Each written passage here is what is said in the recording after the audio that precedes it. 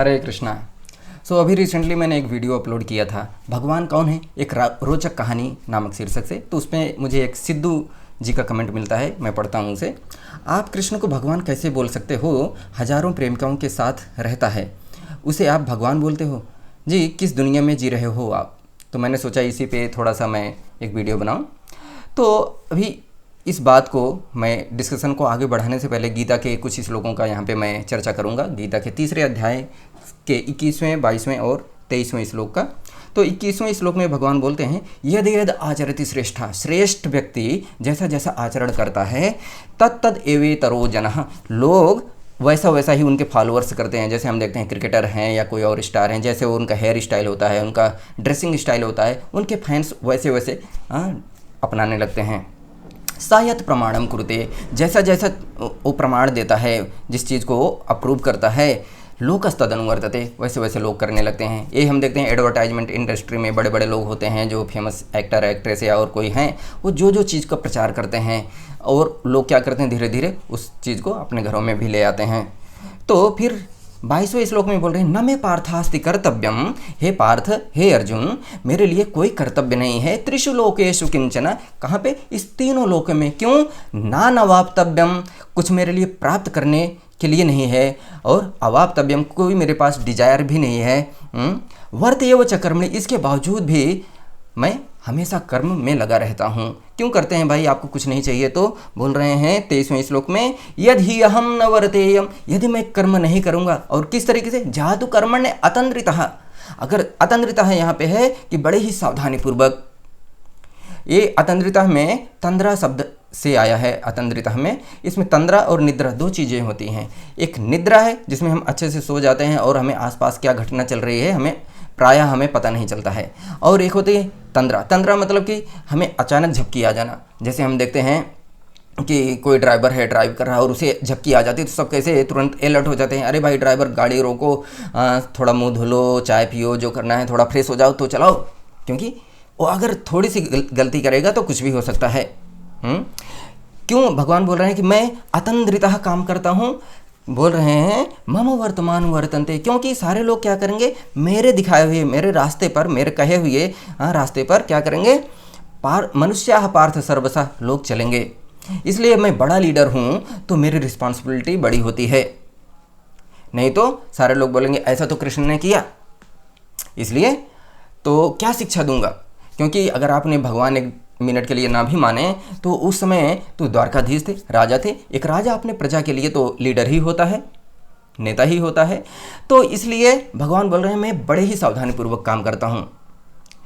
मुझे कुछ नहीं चाहिए लेकिन फिर भी मैं करता हूँ, क्योंकि लीडर को एक्टिव होना चाहिए लोगों के सामने उदाहरण देने के लिए, और सावधानीपूर्वक काम करना चाहिए, गलत उदाहरण नहीं सेट करना चाहिए। तो भगवान बोल रहे हैं मैं कोई भी काम गलत नहीं करता हूँ। तो ये रासलीला किया, क्या ये गलत है क्या?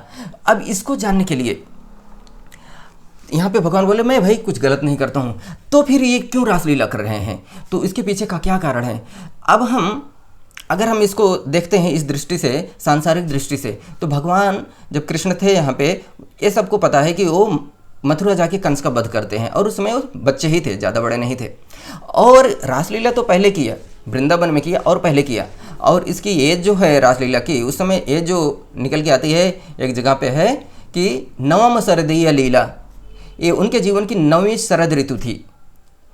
और भाद्र मास में उनका जन्म होता है, और भाद्र मास बीता फिर आता है शरद ऋतु, अश्विन मास की जो पूर्णिमा है वही शरद पूर्णिमा है। यानी कि 8 साल पूरा हो गया, फिर 9वें महीना, 9वें साल में 8 साल पूरा हो गया। 9वें साल के शुरू में ही 8 साल 1 महीने 3 हफ्ते लगभग उस समय इनकी एज थी कृष्ण भगवान की, जब रासलीला की है।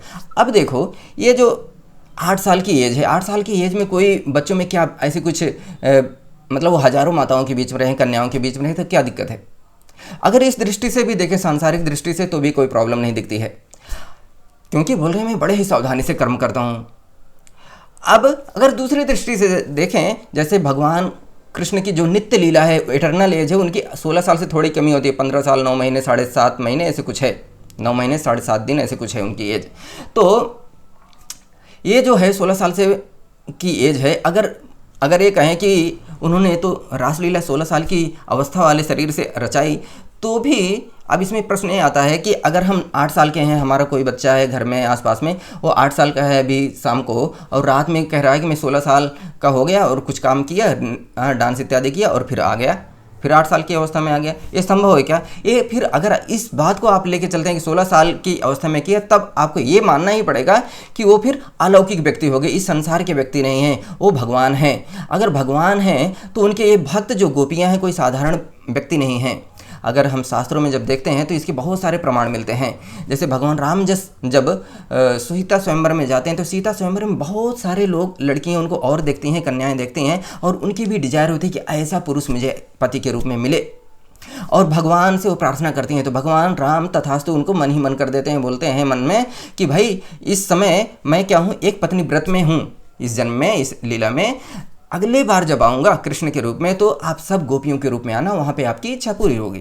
तो इस तरीके से भगवान क्या करते हैं, अलग अलग अवतारों में इस तरीके से जो उनके भक्त होते हैं उनको सबको वरदान देते हैं कि भाई कृष्ण लीला में आपको आना है और वहाँ पे आपकी ये इच्छा पूरी होगी। तो अब इनके ये साधारण लोग नहीं हैं, बहुत संत ऋषि और भक्त हैं जो वहाँ पे गोपियों के रूप में अवतरित हुए हैं। तो इस रूप में जब भगवान को, उनको हजारों जन्मों की तपस्या भी उनको फलीभूत होने जा रही है, तो क्या प्रॉब्लम है?